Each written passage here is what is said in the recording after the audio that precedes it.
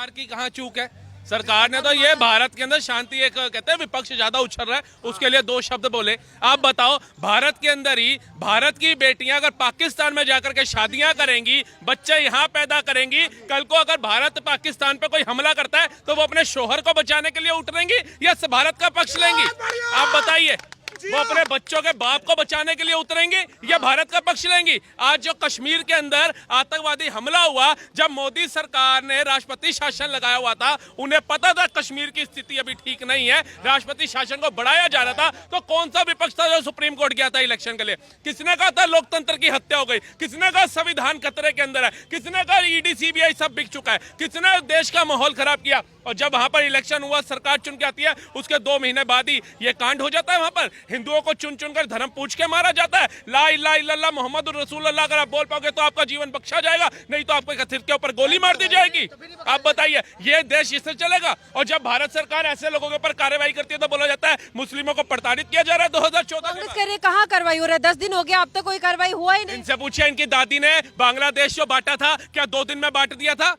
93,000 सैनिकों ने जो आत्मसमर्पण किया था, 1.5-2 महीने तक युद्ध चला था, तब जाकर के किया था, एक दिन में नहीं कर दिया था। लादेन जो बिल्डिंग में घुस गया था अमेरिका की, क्या ओबामा ने दूसरे दिन जाकर के वहां पे हमला बोल दिया था लादेन को मारने के लिए? बताइए, भारत के हर एक राज्य में बम फट रहे थे, कांग्रेस ने कितनी जल्दी फैसला लिया था? आप बताइए। है हमास के साथ जो युद्ध चल रहा है इजराइल का, इजराइल के आगे हमास टिकता है? फिलिस्तीन टिकता है? लेकिन कितने 3 से 6 महीने हो गए अभी तक चल रहा है। यूक्रेन रूस का युद्ध चल रहा है, रशिया के आगे कौन है? 5,000 से ज्यादा उसके पास परमाणु शक्तियां, और यूक्रेन के पास एक भी नहीं है, फिर भी 3 साल से हम देख रहे हैं युद्ध चल रहा है। खत्म कर दिया? एक प्रोटोकॉल होता है। ये 140 करोड़ आवाम जो जनता है ना, इसको भी नरेंद्र मोदी ने देखना है। नरेंद्र मोदी प्रधानमंत्री है, किसी क्षेत्र के निगम पार्षद नहीं है कि सीवर का ढक्कन हट गया और बदलवाना उनको पकड़ लोगे। उन्होंने इंटरनेशनल मुद्दे देखने हैं, और जौन सी भाषा में वो समझ सकता है उसको उस भाषा में समझाया जाएगा। हमारी जल सेना हो, वायु सेना हो, थल सेना हो, तीनों को छूट दे दी गई है। कम से कम अपने प्रधानमंत्री पर यकीन रखो। जिसके कहने पे तुमने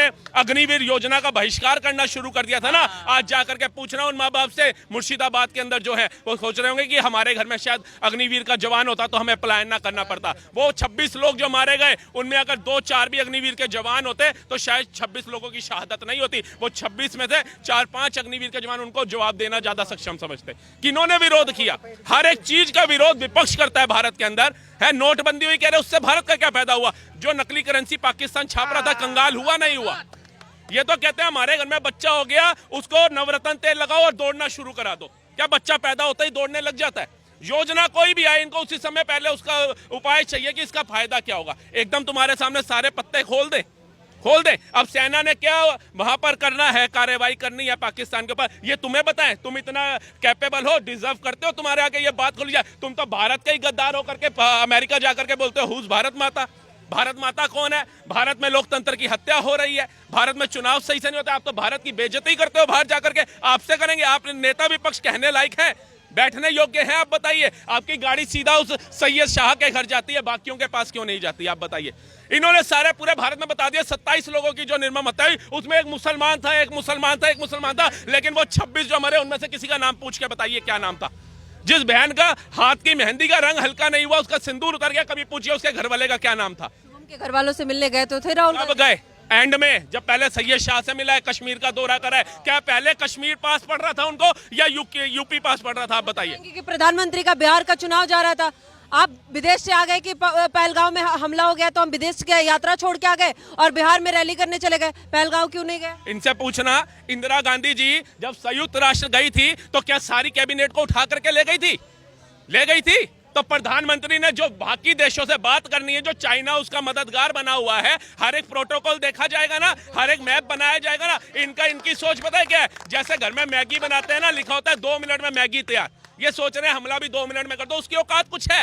वो कटोरा लेके उस देश के पास गया जो भारत से पहले भीख मांग के जा चुका है, तुर्की। आप बताइए, एक भिखारी दूसरी भिखारी के पास जा रहा है, उसके बाद क्या पता चलता है? एक लड़की रो रही है, हाय मोदी ने हमारे ऊपर क्यों करा, हमारा क्या कसूर है, हमें तो पाकिस्तान भेज रहे हो, मेरे शोहर को क्यों नहीं भेज रहे? वो कह रही तुम आए कैसे थे? कह रही मैं अपने मामू के यहाँ आई थी 6 महीने पहले। अब उन्हें कहा भाई मामू से दोबारा मिलने आ जाइए, जो मामला शांत होगा। कह रही है वो मेरा मामू नहीं, मेरा शोहर है, 3 बच्चों का बाप है। अब बताइए, अगर ऐसी चीजें निकल के आ रही हैं और पता चल रहा 83,000 महिलाएं तो सिर्फ पंजाब की साइड की हैं। आप बताइए मुसलमान है। और 5 लाख टोटल है जिन्होंने 55 लाख बच्चों की आबादी है। अभी तो सर्वे और आएगा, अभी देखना कितने होंगे। आप ये सोचिए कि हम भारत में खुद स्लीपर सेल्स को बुला रहे हैं कि आओ आप भारत में रहो। आप बताओ इंडिया गेट के पास कितनी पुलिस और फोर्स तैनात रहती है, आगरा में कितनी रहती है, फलानी जगह कितनी रहती है, उस जगह पे पुलिस और फोर्स की कितनी चहल पहल थी। अब जो चश्मदीद है उनके बयान सुनिए। अब उनके घर में जैसे 13वीं हो गई, 10वीं हो गई, फूल वो विसर्जित कर आए गंगा जी में। अब उनका जो दिल है ना वो बारह कह रहे हैं, घोड़े वाले जबरदस्ती कह रहे थे हमें चलो ऊपर ऊपर चलो। और आपकी फैमिली के मेंबर्स पूछे थे, जिसके मेंबर ज्यादा थे उन्हें लेके जाया जा रहा था। ये कहीं ना कहीं जो डंकियां निकल रही हैं इनके घरों के अंदर, जो तिजोरियां बना रखी है इतनी बड़ी बड़ी आतंकवादियों को बिठाने के लिए, हम कैसे कहें कि भैया इन्होंने विश्वासघात नहीं किया हमारे देश के साथ, हमारी सेना के साथ विश्वासघात नहीं किया। और दूसरी बात है, इनमें से ज्यादातर लोग आकर के डंके की चोटें बोलते हैं। कश्मीर को हम भारत का हिस्सा नहीं मानते थे, कश्मीर बनेगा पाकिस्तान बोलते हैं। और आज भी वीडियो आ रही है, इतना बड़ा हादसा होने के बाद, इतनी बड़ी कायराना हरकत करने के बाद भी वहां के लोग कह रहे हैं ना कि भैया इसमें इंडिया का ही हाथों का पाकिस्तान का नहीं हो सकता, पाकिस्तान के झंडे इसी देश में हटाए जा रहे हैं ना। आप बताइए तो कैसे? कहते सांपों की प्रजाति में सारे सांप जहरीले नहीं होते, लेकिन क्या किसी से डसवा के चेक करते हो भैया ये जहरीला है तो इसको छोड़ दूं? तो शक ये लोग खुद पैदा करते हैं। फिर ये कहते हैं मोदी योगी आ गए तो हिंदू मुस्लिम हो रहा है। उन्होंने कहा आप अपने घर में आतंकवादियों को पनाह दो। वो वैष्णो देवी जा रही बस को जिसने हमला किया, उस आतंकवादी को कश्मीरी मुस्लिम ने ही पनाह दी थी ना। आप बताइए शक क्यों नहीं पैदा होगा? है मतलब तुम दुकान बदल के भी, नाम बदल के भी दुकान चलाओ तो वो ठीक है, और वो धर्म पूछ के मारे तो गलत हो गया। ये कहां लिखा है? पीओके में लगभग 10 मदरसों को बंद कर दिया गया, 10 दिनों तक बंद करने का ऐलान किया गया वहाँ पे मदरसों को। पाकिस्तान के अंदर खौफ तो हो गया है, बावजूद इसके ऐसी गिद्दर भपकी दे रहे हैं कि हम वार के लिए तैयार है, परमाणु बम की धमकी दे रहा है लगातार। अरे उससे बोल, जो तू बम की धमकी दे रहा है वो हमारे यहाँ बच्चे दिवाली में फोड़ लेते हैं। तू इन बम की धमकी मत दे, जो उड़ता तेरे ही एक शहर से, लाहौर से तो रावलपिंडी में जाके फट जाता है। उसकी 200 किलोमीटर से ऊपर रेंज नहीं है। यहाँ पे अग्निवनी अगर भारत ने फेंक दी ना तेरे ऊपर तो पाकिस्तान नक्शे से गायब हो जाएगा। अटल जी की लगता है इसको बात दोबारा दोहरानी पड़ेगी, सोशल मीडिया पे वायरल करनी पड़ेगी कि हमारी भूमि का इतना सा टुकड़ा गंवाना मंजूर है, लेकिन अगले दिन का सूरज पाकिस्तान नहीं देखेगा। ये घबराया है ना, इसका वो मुनीर है जो सेना का चीफ, कहाँ लापता है, पहले फैमिली भेजी अब खुद गायब हो गया। जिसकी सेना का चीफ डर के भाग गया, अभी तो भारत ने कुछ की ही नहीं कार्रवाई। जिसके वहां के नुमाइंदे जो हैं, जो सेना के अधिकारी हैं, वो रिजाइन दे रहे हैं, कह रहे हैं हमारा इस्तीफा ले लो, हमें अपने बच्चे देखने हैं। वो करेगा भारत से। और मैं तो कहता हूँ भारत को जब तक आप एक मैप सेट नहीं करते तब तक एक चीज करते रहिए, पानी रोकिए, पानी छोड़िए, इनको डुबा डुबा के मारो, क्योंकि डूबने लायक ही है ये लोग, साफ रहने लायक नहीं है। इसी बहाने नहा धो भी लेंगे।